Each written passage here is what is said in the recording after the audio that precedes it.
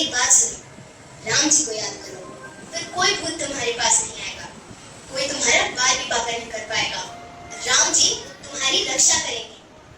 सच? राम जी मेरी रक्षा करेंगे? तो फिर मैं राम जी के नाम का जाप करूं। ब्रह्मा की बातों ने मोहन को साहस दिया और वो राम नाम जपते हुए कब्र से बाहर निकला। और उस दिन से ना मोहन कभी घबराया और ना उसने कभी खुद को अकेला पाया।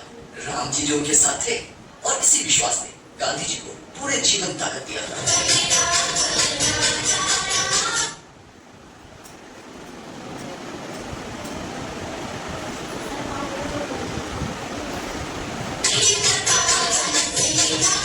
मोहन राजा हरिश्चंद्र का नाटक देखना चाहता था।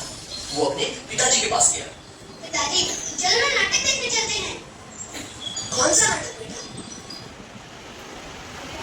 राजा हरिश्चंद्र। देखो बेटा, मैं गवर्नमेंट का व्यस्त हूँ, किसी और दिन चलते हैं। तो पिताजी, क्या मैं अपने दोस्तों के साथ चली जाऊँ? ठीक है, पर अपना ध्यान रखना। और हाँ, नाटक खत्म होते ही सीधा घर आ जाना। नाटक में राजा हरिश्चंद्र अपना वचन निभाने के लिए अपना राज्य, पत्नी और बच्चों को खो देता है। नाटक के अंत में सभी की आंखों से आंसू निकल आए। इस कहानी ने मोहनदास के मन पर बहुत गहरा प्रभाव डाला।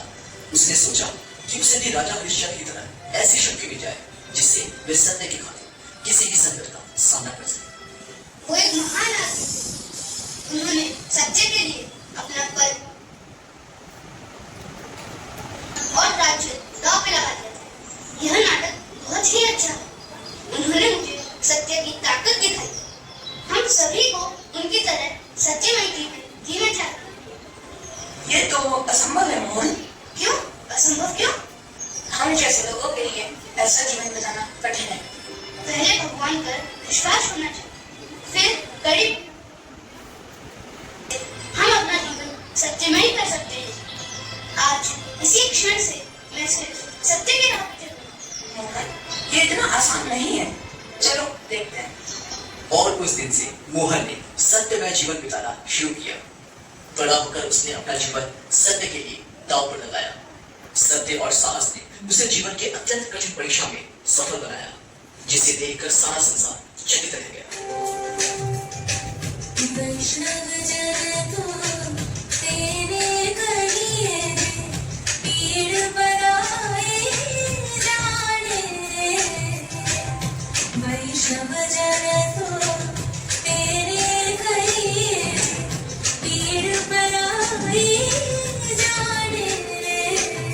साउथ अफ्रीका में भारतीयों को शुद्ध समझा जाता था तथा हीनता से देखा जाता था और उन्हें खूनी बुलाया जाता था। जल्द ही गांधी जी को भी यह अनुभव सहना पड़ा। गांधी जी रेलवे के प्रथम श्रेणी से प्रिटोरिया जा रहे थे और बीच में एक यूरोपियन यात्री वहां दाखिल हुआ और उसने गांधी जी को देखा। तुम यहाँ क्या कर रहे हो? चलो निकल जाओ यहाँ से। लेकिन मेरे पास यहाँ टिकट है, मैं यहाँ पे बैठ सकता हूँ। लेकिन ये कोच सिर्फ घोड़ों के लिए है। तुम यहाँ से निकलो, वरना मुझे स्टेशन मास्टर का कंप्लेन करनी पड़ेगी।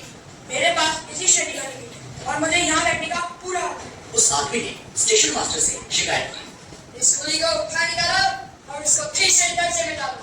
गांधी जी ने उनसे बहस करने की कोशिश की पर उनकी बात किसी ने नहीं सुनी। तुम ऐसा नहीं कर सकते। मेरे पास प्रथम श्रेणी का टिकट है। अब मुझे तुम्हारे साथ जबरदस्ती करनी पड़ेगी। पुलिस वाले ने गांधी जी को उनके सामान के साथ बाहर धकेल दिया। ट्रेन चली गई। गांधी जी ने कड़ी सर्दी में रात गुजारी, लेकिन उन्होंने अपने सामान को छुआ तक नहीं। इस घटना ने उनके जीवन का रास्ता ही बदल दिया। उन्होंने ऐसे अन्याय के विरुद्ध सत्य के हथियार का प्रयोग किया और आगे इसी हथियार को सत्याग्रह का नाम दिया गया।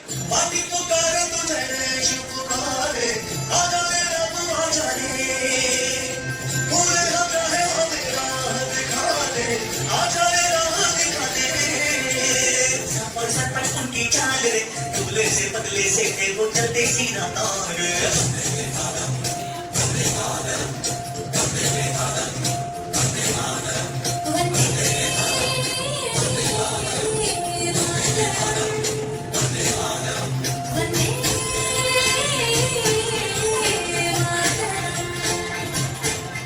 गांधी जी से मिलना बच्चों को बहुत अच्छा लगता था। एक दिन एक छोटा बच्चा गांधी जी की पोशाक देखकर बहुत दुखी हुआ। उसे आश्चर्य हुआ कि इतना महान व्यक्ति कुर्ता भी नहीं पहनता। वो गांधी जी के पास गया। गांधी जी, आप कुर्ता क्यों नहीं पहनते? बेटा, मैं एक गरीब आदमी हूँ, मैं कुर्ता नहीं खरीद सकता। आप चिंता ना कीजिए, मेरी माँ आपके लिए नया कुर्ता सिलवा देगी। तुम्हारी माँ ठीक है, पर वो मेरे लिए कितने कुर्ते सिलवाएगी? जितने आप चाहो। सिर्फ मैं अकेला ही कुर्ता पहनूं, ये अच्छा नहीं लगता। मेरा परिवार बहुत बड़ा है बेटा।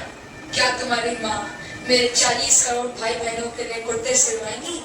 वो लड़का एकदम सोच में पड़ गया। उसे यह एहसास हुआ कि गांधी जी पूरे देश को अपना परिवार मानते हैं और खुद को उस परिवार का एक मुख्य